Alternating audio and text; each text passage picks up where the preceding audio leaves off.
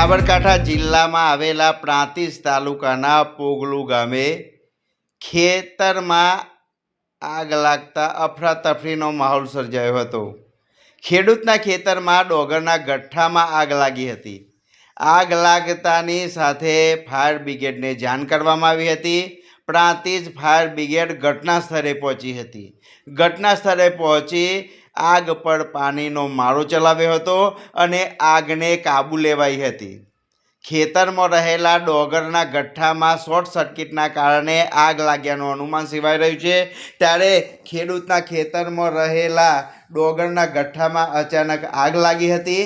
આગ લાગતાની સાથે અફરાતફરીનો માહોલ સર્જાયો હતો।